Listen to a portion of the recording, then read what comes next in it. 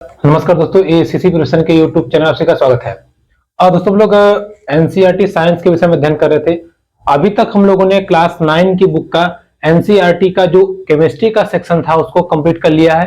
अब इसके बाद बायोलॉजी का सेक्शन स्टार्ट होता है और फिर उसमें आपका फिजिक्स का सेक्शन आता है। लेकिन हम लोग अभी बायोलॉजी और फिजिक्स को नहीं करेंगे, पहले हम लोग केमिस्ट्री के हिस्से को पूरा कर लेते हैं। तो अब हम लोग एनसीईआरटी का जो केमिस्ट्री का सेक्शन है जो क्लास 10 में है उसको हम लोग स्टार्ट करेंगे।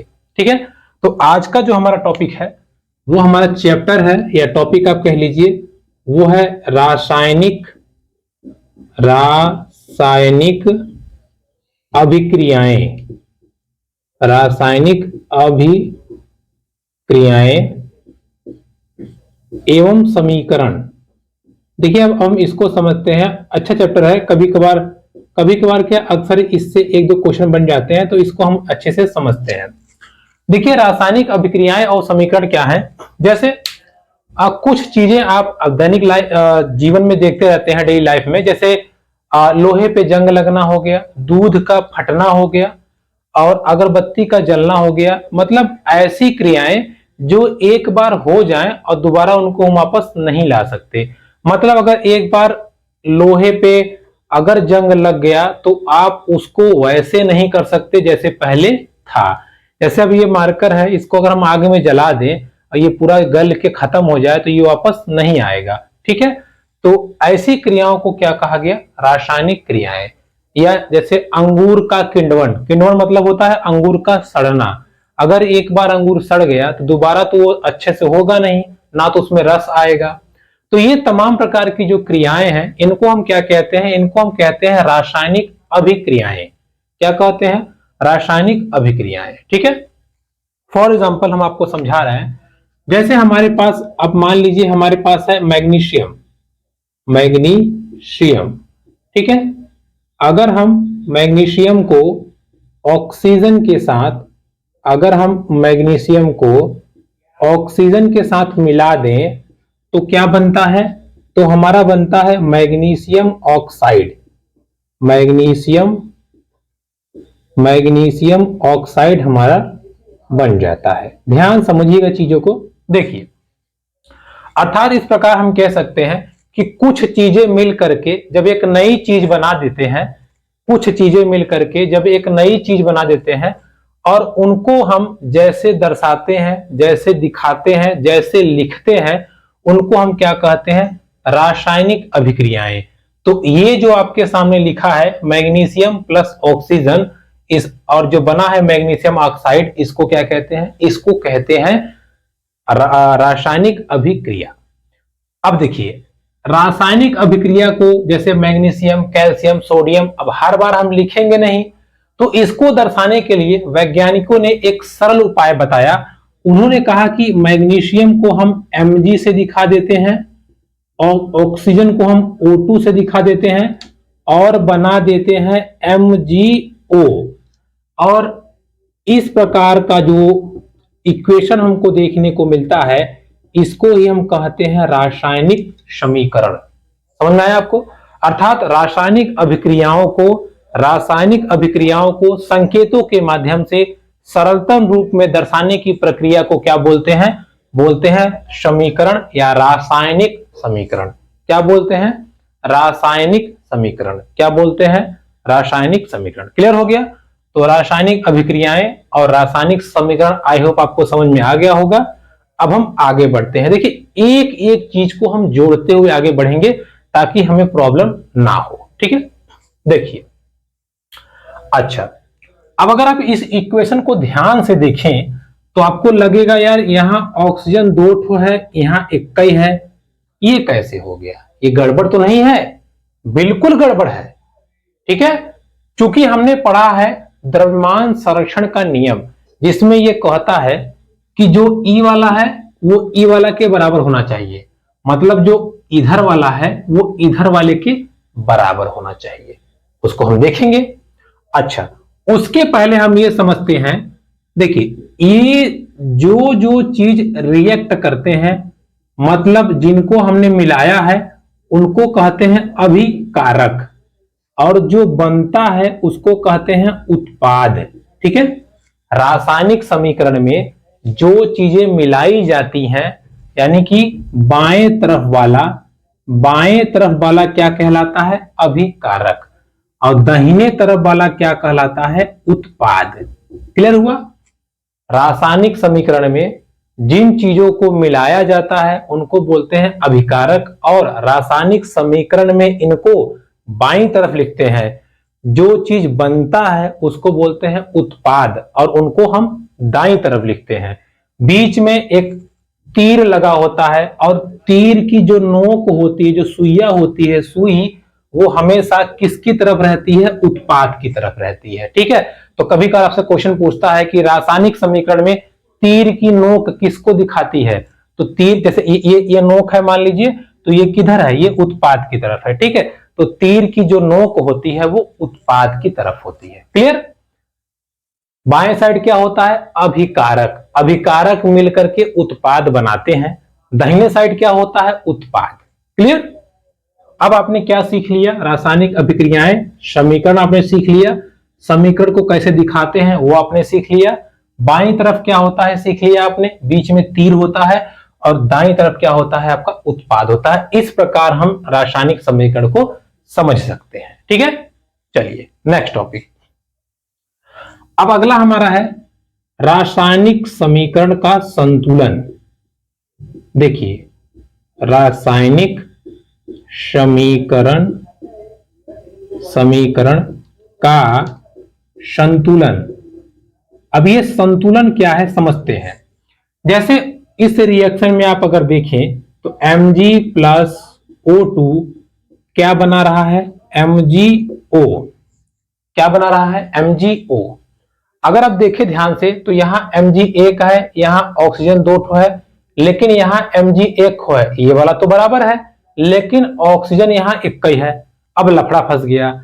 चूंकि हमने पढ़ा है द्रव्यमान संरक्षण नियम के अनुसार कि जो चीजें यहां हैं वही चीजें यहां होनी चाहिए। ठीक है। अर्थात अगर मान लीजिए 1 किलो है, ये 1 किलो है, कुल मिला के 2 किलो है, तो ये पूरा कितना होना चाहिए? 4 किलो।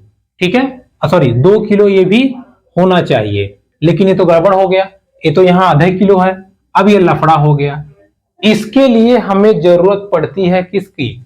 रासायनिक समीकरणों को संतुलित करने की, या रासायनिक समीकरणों को बैलेंस करने की। अब इस समीकरण को बैलेंस हमें करना पड़ेगा। जैसे अगर हम यहां 2 लगा दें और यहां 2 लगा दें, देखिए हमारा काम हो गया। 2 Mg 2 Mg, 2 ऑक्सीजन 2 ऑक्सीजन, काम हो गया हमारा। तो ये हमारा पूरी तरह से समीकरण बैलेंस हो चुका है। हमारा समीकरण ये पूरी तरह से बैलेंस हो चुका है। लेकिन एक समीकरण आप लिखिए, हम आपको दे रहे हैं, इसको समझिए कि हम समीकरणों को बैलेंस कैसे करेंगे अगर हमारे पास ऐसा कुछ आ जाता है। तो देखिए FeO, एक मिनट, देखिए Fe प्लस H2O बना है आपका Fe3O।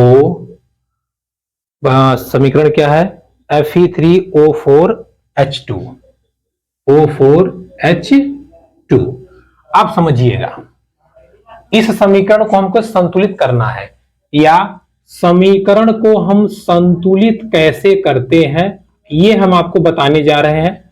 आपने बहुत जगह पढ़ा होगा, समझ में आया है तो अच्छी बात है, नहीं समझ में आया तो आज आपको समझ में आ जाएगा, बगैर किसी टेंशन के एकदम आराम से समझिएगा, एकदम आराम से। ठीक है। रासायनिक समीकरण को हम संतुलित कैसे करते हैं? देखिए, सबसे पहली चीज, अगर परिवार को सुधारना है, कोई बहुत बिगड़ैल बच्चे हैं, बिगड़ैल बच्चों को सुधारना है, तो पहले बड़का को थबड़िया दीजिए, बड़का को देख के मझिलका डराएगा, मझिलका को डरा के छोटका डरा जाएगा और सब सही हो जाएगा। ठीक है। तो यहां आपको देखना यह है कि सबसे ज्यादा जो है वो कौन है। तो आप देखें पूरे समीकरण में सबसे ज्यादा कौन है, आपको दिख रहा होगा ये है ना। ऑक्सीजन यहां 4 ठो है, यहां कई ठो है? यहां 1 खो है, 1 खो है ना। कुछ मत कीजिए, तुरंत आप यहां पे लगा दीजिए अगला लाइन लिख करके 4H2O Fe3O4 प्लस H2 हो गया क्लियर। बढ़ को आपने सुधार दिया। अब देखिए अब कौन अपने आप को शेर बन रहा है। अब ध्यान से आप देखिए 4 दूना 8, 8 हाइड्रोजन है यहां पे और यहां बेचारा 2 ही है, फिर लफड़ा फंस गया। तो अब इसको ठोक बजा दीजिए, इसको 8 बनाने के लिए यहां लिख दीजिए 4। अब देखिए हो गया बराबर, हो गया ना, क्लियर हो गया। अब देखिए 8 हाइड्रोजन यहां हो गया, 8 हाइड्रोजन यहां हो गया, 4 ऑक्सीजन 4 ऑक्सीजन, कोई दिक्कत नहीं, दिक्कत है। अब बस अब देखिए सबसे छोटका वाला कौन है, मतलब अभी मझिलकों को पीट के हमने सही कर दिया, बड़कों को सही कर दिया, अब कौन बचा रह गया। अब जरा ध्यान से देखिए Fe3 यहां है और यहां Fe है, मतलब यहां 3 है यहां 1 है, तो इसको भी हम 3 बना देंगे, 3 बना दीजिए बस, 3Fe 4H2O और ये हो जाएगा Fe3O4 प्लस 4H2, खत्म। देखिए पूरा का पूरा समीकरण हमने बैलेंस कर दिया, ठीक है। बस आपको एक ही लॉजिक दिमाग में रखना है कि पहले बड़के भाई को कूटना है, फिर मझिलके भाई कूटना है, फिर छोटके भाई कूट देना है, जैसे कूट देंगे सबको खत्म, ठीक है। अर्थात समीकरण में सबसे जो बड़ा रहेगा पहले उसको बैलेंस करेंगे, फिर जो बड़ा होगा उसको बैलेंस करेंगे और फिर जो बड़ा रहेगा उसको बैलेंस कर देंगे, पूरी कहानी खत्म हो जाएगी और हमारा समीकरण पूरी तरह से संतुलित हो जाएगा। अब आप इसमें देख सकते हैं कोई भी इक्वेशन हो आप बैलेंस कर सकते हैं। अगर आपको बैलेंस करना नहीं आ रहा है तो आप अच्छे से समझ सकते हैं, उसको नहीं आ रहा है तो आप कमेंट बॉक्स कीजिएगा, इसको हम अच्छे से समझा देंगे, ठीक है। इसको आप ध्यान रखिएगा, क्लियर हो गया। अच्छा, जिस मेथड से हमने ये ठोक बजा के किया है इस मेथड को कहते हैं heat and trial method. Heat and trial method मतलब ये जो ठोक बजा के आपने किया ना, वो बैलेंस था, इसको किया उसको किया, तो इस मेथड को कहते हैं heat and trial method. Heat and trial method. अब देखिए यहां लोहा जो होता है सॉलिड फॉर्म में होता है तो S, ये स्टीम फॉर्म में होता है तो गैस फॉर्म में, ये आपका सॉलिड होता है तो सॉलिड और ये गैस फॉर्म में होता है तो गैस। अगर लिक्विड फॉर्म में रहेगा तो लिक्विड। ऐसे आप लिख देंगे तो जैसे भौतिक अवस्थाओं को भी लिखना जरूरी होता है, ठीक है। तो रासायनिक समीकरण को संतुलित करना आई होप आपको आ गया होगा। फिर से सुन लीजिए, सबसे पहले हमने इसमें किसको किया, जो सबसे बड़ा था और बिगड़ैल था। ऑक्सीजन 4 ठो था, यहाँ 1 को था, तो पहले हमने इसको बैलेंस कर लिया, यहाँ हमने 4 लगा दिया। अब हमने देखा ये बिगड़ गया, 4 दूना 8, ये 8 ठो हो गया और यहाँ ये 2 ही था, तो यहाँ हमने 4 लगा के इसको बैलेंस कर लिया। अब बचा रह गया ये वाला, ये 3 ठो है, यहाँ 1 ठो है, तो हमने यहाँ 3 लगा दिया और इस प्रकार हमारा पूरा का पूरा समीकरण क्या हो गया, संतुलित। अब हम देखते हैं रासायनिक जो अभिक्रियाएं होती हैं वो कितने प्रकार की होती हैं, ठीक है। अब तक हम लोगों ने समीकरण भी सीख लिया, समीकरण को कैसे संतुलित करते हैं उसकी क्या स्ट्रेटजी है उसको हमने समझ लिया। अब हम समझेंगे कि रासायनिक जो अभिक्रियाएं होती हैं वो कितने प्रकार की होती हैं, ठीक है। चलिए रासायनिक अभिक्रियाओं के प्रकार के विषय में हम लोग अब अध्ययन करते हैं। देखिए पहला है रासायनिक अभिक्रियाओं का जो प्रकार है संयोजन अभिक्रिया। संयोजन अभिक्रिया, ठीक है। संयोजन अभिक्रिया या इसी को बोलते हैं एडिशन रिएक्शन, इंग्लिश में बोलते हैं एडिशन रिएक्शन, ठीक है। क्या बोलते हैं, एडिशन रिएक्शन। अब देखिए संयोजन अभिक्रिया मतलब ऐसी रासायनिक अभिक्रियाएं जिसमें 2, 3, 4 या बहुत सारे मिलकर के केवल एक उत्पाद बनाते हो। जैसे देखिए कोयले का दहन, जैसे कोयले का दहन, देखिए कोयले का जब आप दहन करेंगे तो कार्बन प्लस ऑक्सीजन ये मिलकर के क्या बनाएंगे, carbon dioxide. Carbon plus oxygen ये मिलकर के क्या बनाएंगे, कार्बन डाइऑक्साइड। अब आप यहां पे देख पा रहे होंगे कि कार्बन 1 और ये ऑक्सीजन ये दोनों मिलकर के क्या बना रहे हैं, कार्बन डाइऑक्साइड, ठीक है। क्या बना रहे हैं, कार्बन डाइऑक्साइड। जब दो चीज मिलकर के एक बना दे या कई सारे मिलकर के जब एक ही चीज बनाए तो उसको हम कहते हैं संयोजन। संयोजन का मतलब ही होता है एडिशन, ठीक है। एडिशन मतलब ऐड करना। जैसे हम 2 + 3 को करके 5 लिखते हैं, ऐसे ही इन दोनों को मिलाकर के जब एक बन जाएगा उसको हम क्या बोलेंगे? संयोजन। जैसे जल का निर्माण हम कर लें H2 + O2, ठीक है, 2O2, तो ये क्या बन जाएगा? H2O, ठीक है, यहां रहेगा, सॉरी, ठीक है, क्या हो जाएगा? 2H2O। यानी कि जल का निर्माण जो है वो भी क्या है? एक संयोजन अभिक्रिया है। क्या है? संयोजन अभिक्रिया। संयोजन अभिक्रिया। अब इसी में एक छोटा सा टर्म ऐड कर लीजिए। देखिए, मान लीजिए कार्बन और ये जब जल रहा था ऑक्सीजन, तो धुआं तो मिलेगा ही। धुआं के साथ साथ अगर हमें ऊर्जा मिल रही है, अगर हमें ऊर्जा मिल रही है, मतलब अगर कोयला को जलाएंगे तो तापते हैं ना, सेकते हैं, यानी कि उसमें से ऊष्मा हमको मिल रही है, ऊष्मा हमको मिल रही है, तो इसको हम बोलते हैं ऊष्माक्षेपी अभिक्रिया। क्या बोलते हैं? ऊष्माक्षेपी अभिक्रिया, अर्थात ऐसी रासायनिक अभिक्रिया जिसमें हमें ऊर्जा मिलती है, उसको हम क्या बोलते हैं? ऊष्माक्षेपी अभिक्रिया, ठीक है। कभी कभी आपको एग्जाम में ऐसे आ जाएगा, समीकरण लिख करके ऐसे लिखा रहेगा प्लस डेल। अगर प्लस डेल लिखा है इसका मतलब हमें ऊर्जा मिली है, और ऊर्जा जब मिलेगी, आपको जब प्राप्त होगी, तो उसको कहते हैं ऊष्माक्षेपी। इसी का उल्टा कर दीजिए, मान लीजिए इनको जलाने के लिए हमें आग लगानी पड़ी या ऊर्जा देनी पड़ी, तो हम उसको कहते हैं ऊष्मा शोषी अभिक्रिया। ऊष्मा शोषी अभिक्रिया, क्लियर हुआ? तो ऊष्माक्षेपी और ऊष्मा शोषी।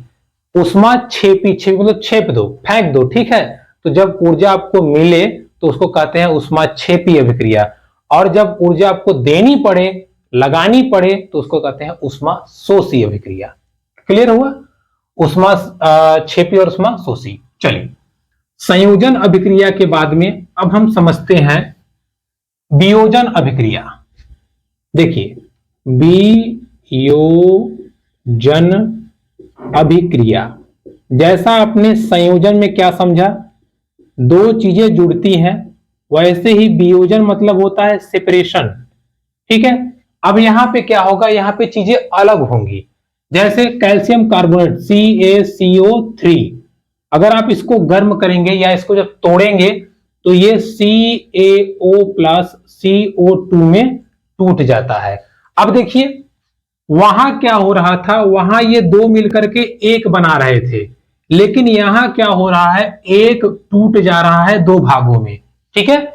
जब जैसे मान लीजिए ये 5 उंगलियां जब मिल करके मुट्ठी बना दें तो इसको हम कहेंगे संयोजन, लेकिन यही अगर हम फैला दें तो इसको कहेंगे वियोजन, ठीक है। तो वियोजन मतलब जब एक पदार्थ या एक यौगिक टूट जाए बहुत सारे भागों में, तो उसको हम क्या कहते हैं? वियोजन।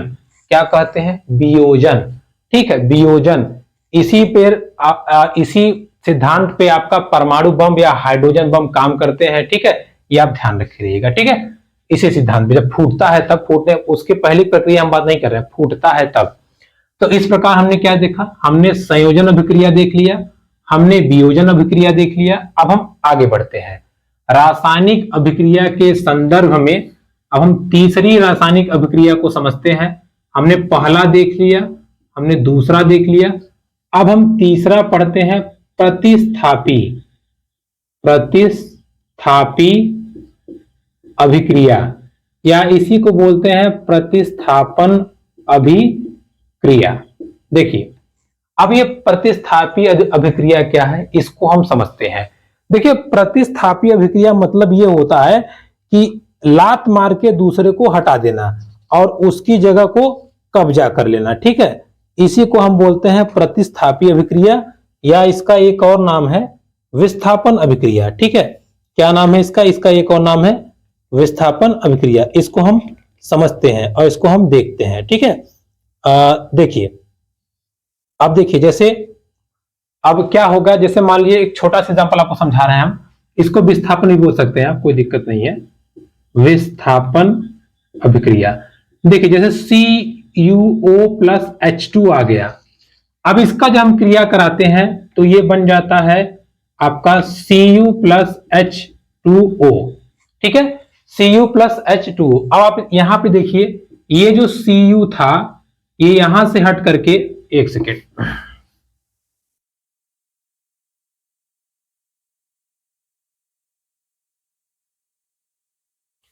देखिए अब हम समझते हैं। देखिए FeSO4 प्लस Cu, इसका जब हम रिएक्शन कराते हैं तो CuSO4, एक मिनट,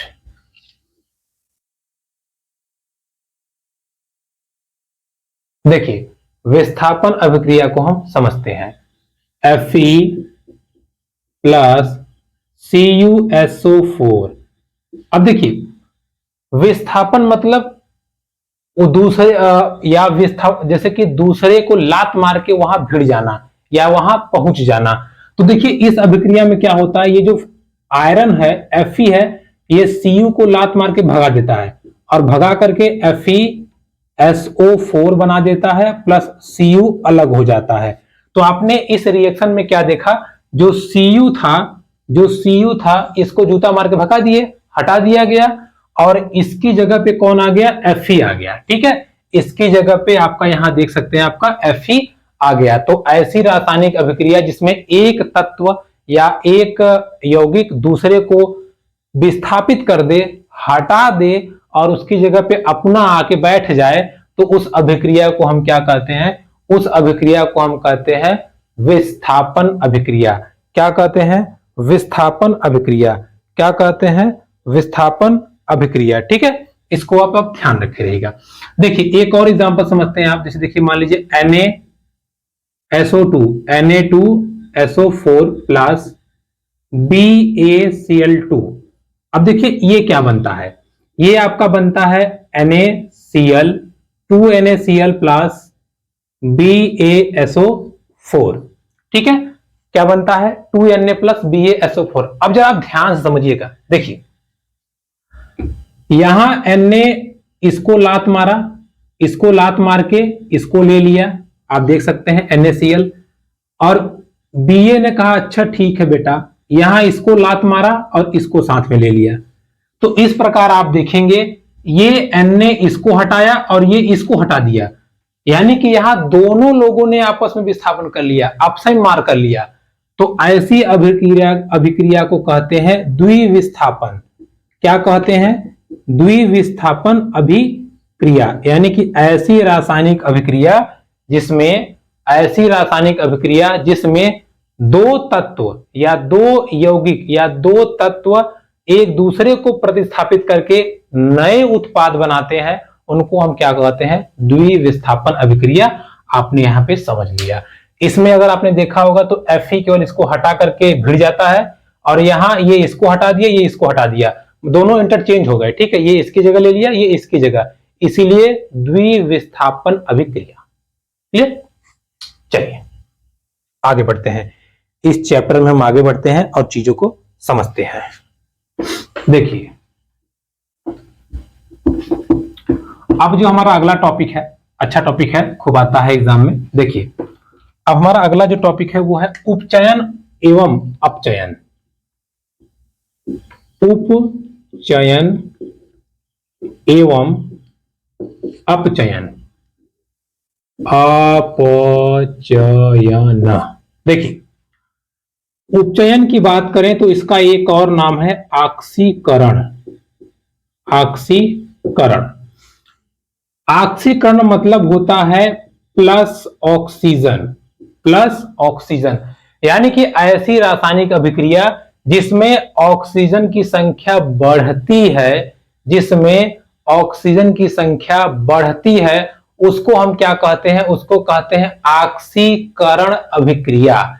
क्या कहते हैं, ऑक्सीकरण अभिक्रिया। जैसे C+O2 में आप देखिए CO2 आ गया, कार्बन के पास एक को ऑक्सीजन नहीं था लेकिन ये आ गया, तो क्या हो गया, CO2। तो इसको हम क्या कहेंगे, उपचयन अभिक्रिया या ऑक्सीकरण अभिक्रिया, ठीक है। उपचयन अभिक्रिया या ऑक्सीकरण अभिक्रिया, उपचयन अभिक्रिया या ऑक्सीकरण अभिक्रिया, इसी का उल्टा कर दीजिए, देखिए CuO प्लस H2। अब आप यहां देखिए Cu प्लस H2O। अब देखिए ध्यान समझिएगा, इसके पास तो ऑक्सीजन था लेकिन इसके पास से यहां भाग गया, मतलब ऑक्सीजन इसका घट गया, घट गया। तो इसको हम क्या कहेंगे, इसको कहेंगे अपचयन प्रक्रिया, ठीक है, या अपचयन अभिक्रिया। अब आप कहेंगे ऑक्सीजन यहां तो बढ़ा है, लेकिन अभी इस पे मत फोकस कीजिए, अभी आप ये फोकस कीजिए कि यहां ऑक्सीजन नहीं था, आके जुड़ गया, तो उसको हम कहेंगे उपचयन या ऑक्सीकरण। ऐसी रासायनिक अभिक्रिया जिसमें ऑक्सीजन की संख्या बढ़ जाए उसको कहते हैं ऑक्सीकरण या उपचयन। ऐसी रासायनिक अभिक्रिया जिसमें ऑक्सीजन की संख्या घट जाए उसको क्या कहते हैं, अपचयन। क्या कहते हैं, अपचयन, ठीक है। चलिए अब एक और एग्जांपल आपको हम देते हैं, इसको समझिए कि ये क्या है, इसको समझिए आप ये क्या है। तो हम आगे बढ़ते हैं, देखिए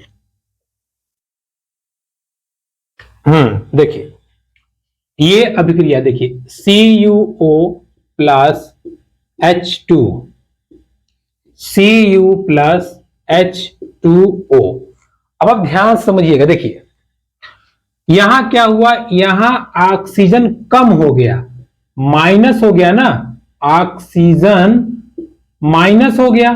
तो यहां क्या होगा, जब ऑक्सीजन कम होता है तो अपचयन, क्या होता है, अपचयन। लेकिन यहां आप देखिए यहां ऑक्सीजन बढ़ गया तो यहां क्या हो जाएगा, उपचयन, ठीक है, क्या हो जाएगा, उपचयन। अर्थात ऐसी रासायनिक अभिक्रिया जिसमें ऑक्सीजन की संख्या बढ़ जाती है उसको हम उपचयन या ऑक्सीकरण कहते हैं। ऐसी रासायनिक अभिक्रिया जिसमें ऑक्सीजन कम हो जाता है उसको हम अपचयन कहते हैं। लेकिन यहां तो ससुरा दोनों उपस्थित है ना। तो ऐसी रासायनिक अभिक्रिया जिसमें अपचयन और ऑक्सीकरण दोनों साथ में हो या उपचयन और अपचयन दोनों हो तो उसको हम कहते हैं रेडॉक्स अभिक्रिया, ठीक है। क्या कहते हैं भैया, रेडॉक्स अभिक्रिया, रेडॉक्स अभिक्रिया, ठीक है, रेडॉक्स रिएक्शन, रेडॉक्स रिएक्शन, ठीक है। तो ऐसी अभिक्रिया जिसमें ऑक्सीकरण और अपचयन की घटना एक साथ होती है, ऑक्सीकरण मतलब उपचयन, ठीक है, घबराइएगा नहीं, नया शब्द नहीं है।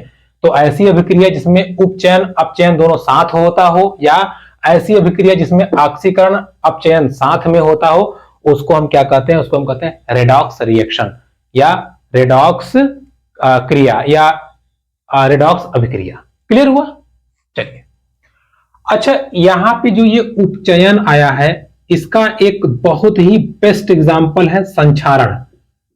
संक्षारण मतलब ये होता है कि नमी के कारण लोहे पर परत जमना, लोहे पे जो जंग लगता है ना, जंग, लोहे पे जो जंग लगता है वो यही है, ठीक है, संक्षारण। जैसे अब कभी मान लीजिए लोहे का पेन होता तो एकदम चिकना रहता है, लेकिन अगर इसको आप खुले में छोड़ दीजिए, जब बारिश का मौसम आएगा तो इसके आसपास एकदम लाल लाल लाल लाल परत जम जाएगी।